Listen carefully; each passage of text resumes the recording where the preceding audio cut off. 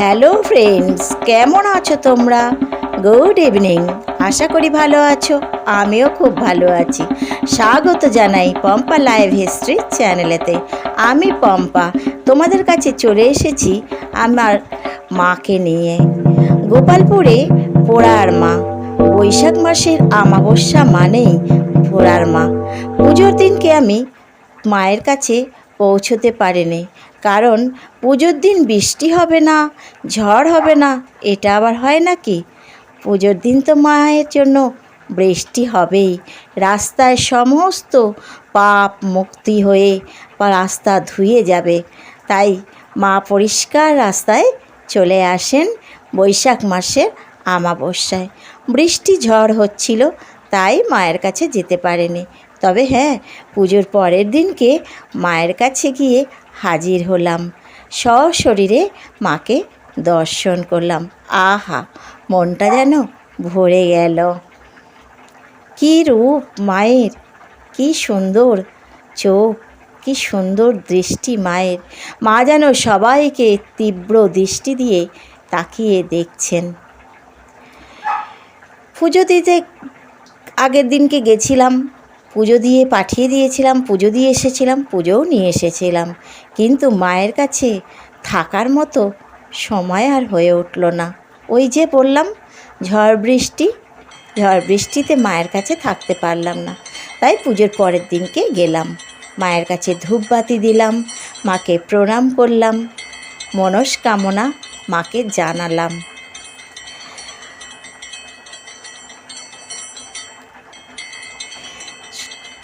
প্রচণ্ড পরিমাণে ভিড় হয়েছে।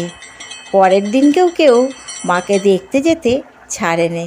আসলে কি বলো তো, মা সারা বছরই ওই মন্দিরেতে বিরাজ করেন ঠিকই, কিন্তু বছরে একবার সশরীরে মাকে সবাই দেখে। তাই এই তীব্র দৃষ্টি দিয়ে সবাইকে দেখা আর মাকে দেখা, এই লোভটা কেউ ছাড়তে পারে না। তাই পুজোর পরের দিনকেও এই ভিড়টা থাকে। পা গলাবার মতো আমি রাস্তা পাচ্ছিলাম না, ভিডিও করব সেটুকুও সুযোগ পাচ্ছিলাম না। অতি কষ্টে কোনো রকমে ভিডিওটা করেছি বন্ধু, শুধু তোমাদের সাথে শেয়ার করব বলে।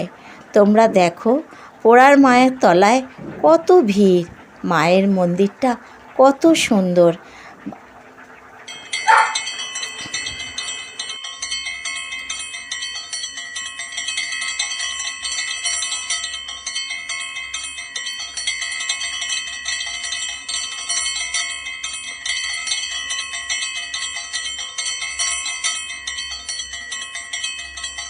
আমরা ফুল ফ্যামিলি সহ একটা টোটো রিজার্ভ করে মায়ের কাছে গেলাম, মায়ের দর্শনও করলাম। তারপর একটু এদিক ওদিক ঘোরাঘুরি করলাম। প্রচুর মেলা বসেছে, হরেক রকমের মেলা। কি নেই মেলাতে, যা খুঁজবে তাই পাবে।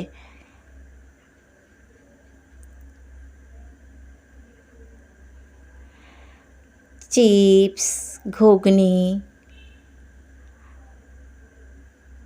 বেলুন, বাচ্চাদের খেলনা, আইসক্রিম, পাঁপড় ভাজা, জিলাপি, গজা, বাদাম ভাজা, কি নেই, সব কিছু আছে এই মেলাতে। যা বাচ্চা থেকে বুড়ো সবারই লোভ লাগবে, না খেয়ে কেউ আসতেই পারবে না, কিছু না কিছু তো খাবেই। তবে হ্যাঁ, আমার খুব আইসক্রিম পছন্দ, তাই আমি গিয়ে দুবার আইসক্রিম খেয়েছি।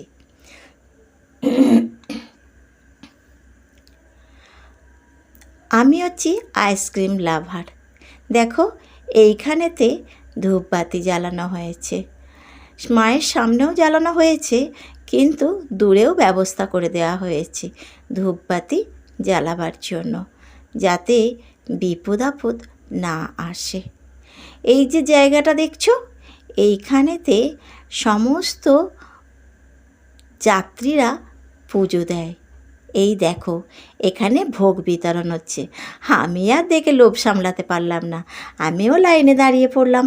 একটু ভোগ পাবার আশায় গুটি গুটি পায়ে লাইনে দাঁড়িয়ে গুটি গুটি পায়ে গেলাম, হাতটা বাড়িয়ে প্রসাদটা দিলাম। দেখো দেখো আমার হাজব্যান্ড কেমন প্রসাদ খাচ্ছে, আমিও খাচ্ছিলাম। ভিডিওটা আমি করছিলাম তো তাই দেখাতে পারিনি। আহা, মায়ের ভোগটা দুর্ধর্ষ হয়েছে, যা তোমাদের বলে বোঝাতে পারবো না।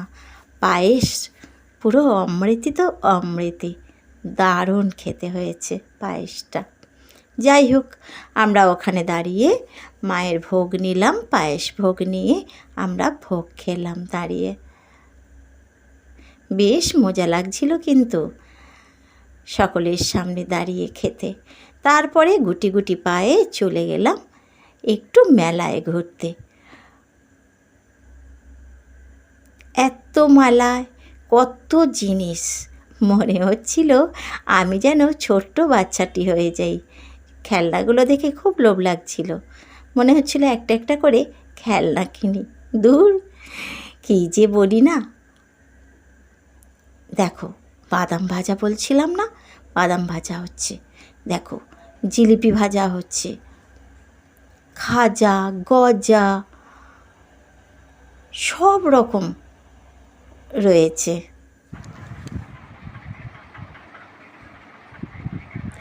দেখো এখানে ক্ষীরের আইসক্রিম তৈরি হচ্ছে, এটা দেখেও আর লোভ সামলাতে পারলাম না, তাই ভাবলাম এটাও একটু টেস্ট করে দেখি।